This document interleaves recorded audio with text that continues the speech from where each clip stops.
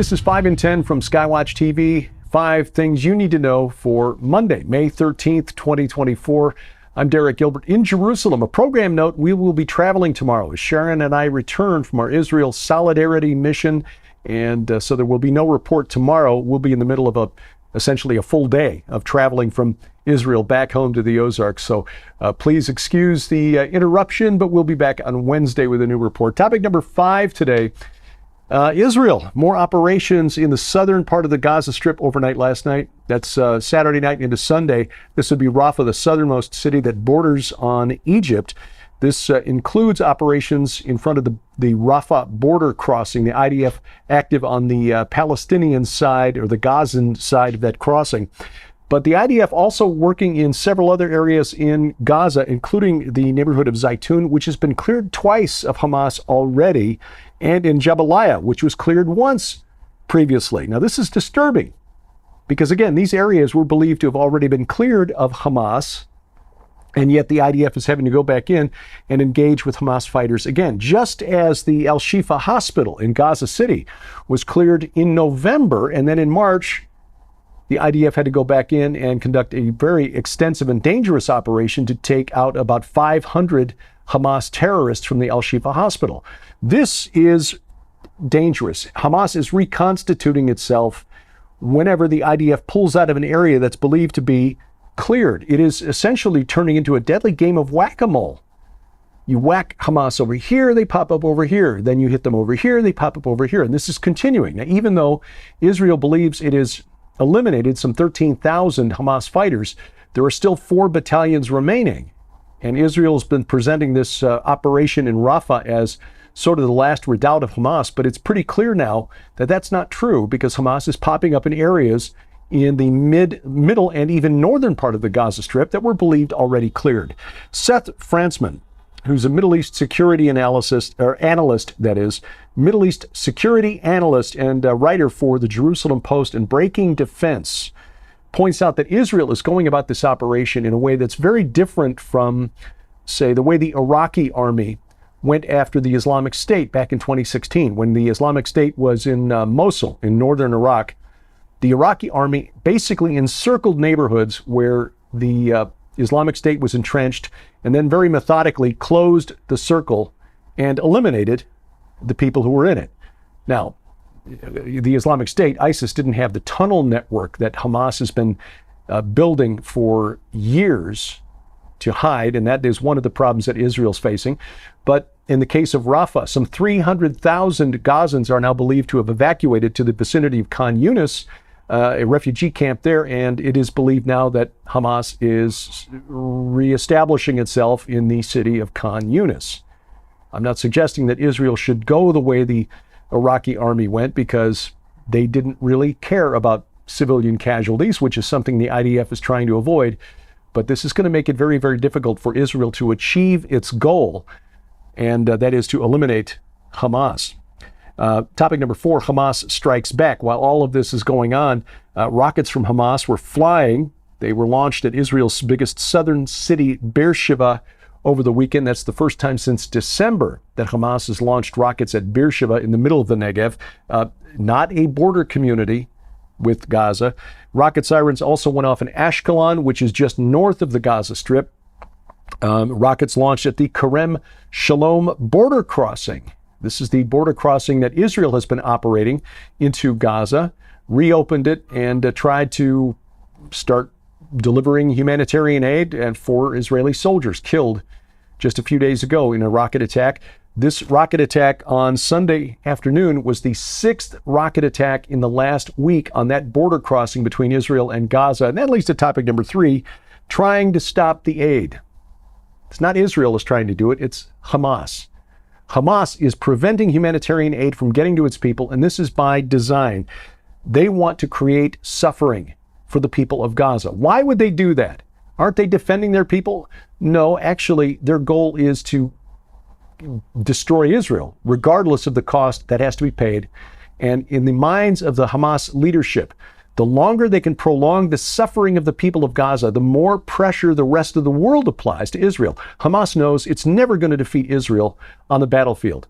They need the world to do it, And the longer things drag out, the more images that are broadcast by the corporate news media around the rest of the world of poor, starving women and children in Gaza, however those are collected and perhaps edited, the more pressure is applied to the government of Israel. This is Hamas's strategy, a plan from the very first day of the war. And the end game here is not just to reestablish control in Gaza. The game is to bring Hamas to power in the West Bank, in Judea and Samaria. The longer Hamas can hold on to the Israeli hostages, and there are still 132 that have not yet returned to Israel, more than 7 months in Gaza, the better the odds that Hamas can, let go 1 or 2 a month in exchange for certain deals and concessions and the release of other Palestinian Arabs being held on terrorist charges in Israel. The greater the odds that at some point the 88-year-old president of the Palestinian Authority, Mahmoud Abbas, will eventually pass on. He's 88 years old. He doesn't have a whole lot of time left. And if Hamas can drag this out long enough, once Abbas passes, Hamas can show that it is the only authority that has dared to stand up to the government of Israel and come to power, which means Israel will have frankly, a murderous death cult in Gaza and in Judea and Samaria, which, if you look at a map, topographical map, that's the high ground in Israel. In fact, that's the area that Joshua cleared of the Anakim, according to Joshua chapter 11, beginning in verse 21. Not by coincidence, in my view. And by the way, can we just point out the videos that you've probably seen of Hamas leadership in Qatar, Doha, Qatar, celebrating last October 7th when news of the massacre of 1,200 Israelis became public knowledge? It didn't seem to show much surprise or elicit much surprise from the rest of the world. Now, Qatar is a Western ally, and you would think that when a Western ally hosts a group that has just slaughtered 1,200 civilians, it would be a big deal in places like London, Washington, D.C., Berlin, Paris, Rome, etc. You would think. Topic number 2, a Palestinian state. On Friday, the United Nations adopted a resolution granting the Palestinian Authority the powers and rights of a UN member state. The vote wasn't even close. 143 in favor, 9 opposed, 25 abstained.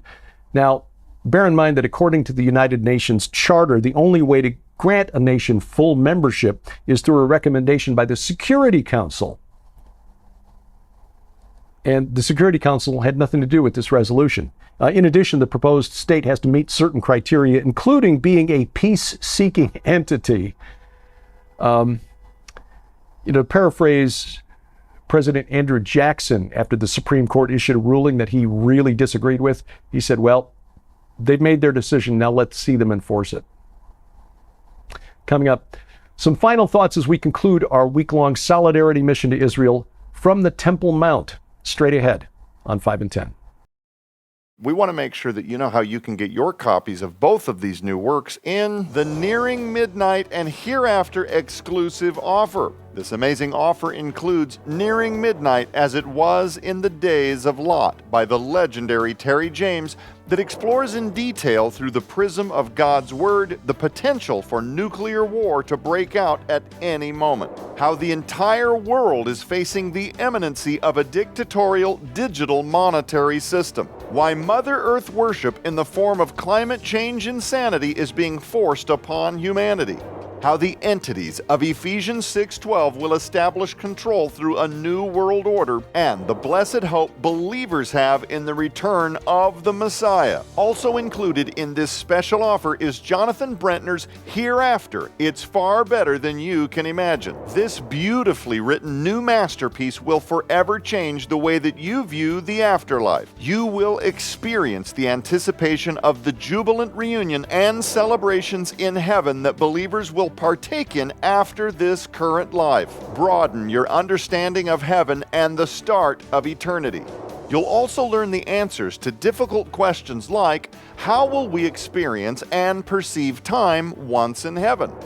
What will our emotions be like? What will our heavenly bodies be like? Will we have supernatural powers? And so much more.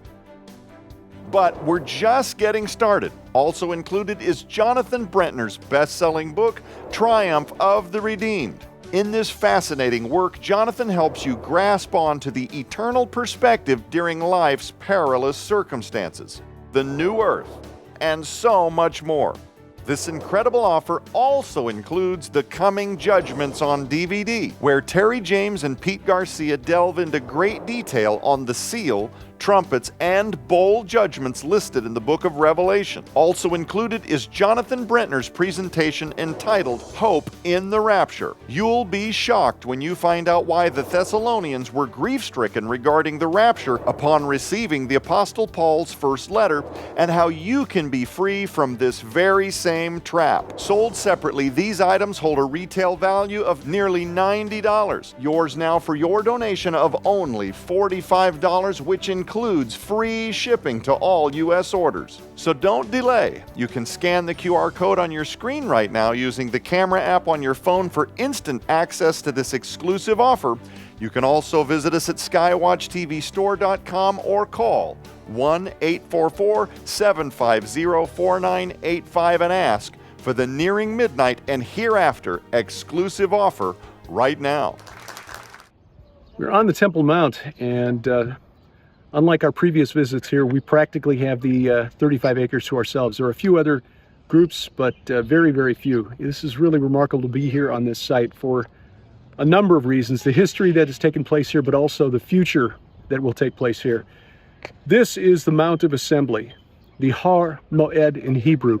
That's a phrase that comes from Isaiah chapter 14, describing the rebellion of the divine entity called Hillel ben Shakar, translated into Roman as Lux Feros, Lucifer. We believe that this is actually a reference to the leader of that rebellion in Genesis chapter 6. But regardless, his goal was to establish his Mount of Assembly, a place for the meeting of the divine council.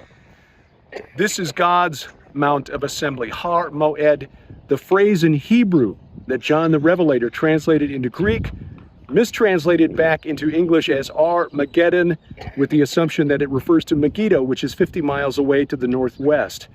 According to Zechariah, according to Amos, that final battle, the nations come to war against Israel and against Jerusalem. The final battle, Armageddon, is for the Har Moed, the Mount of Assembly, the Temple Mount on which we stand. Again, we will be back in the Ozarks tomorrow. Remember, you can catch Skywatch TV and all of our programming, our main program this week, focusing on the new books by Jonathan Brentner and Terry James, dealing with the end times, Hereafter and Nearing Midnight. You can watch it right now at skywatchtv.com.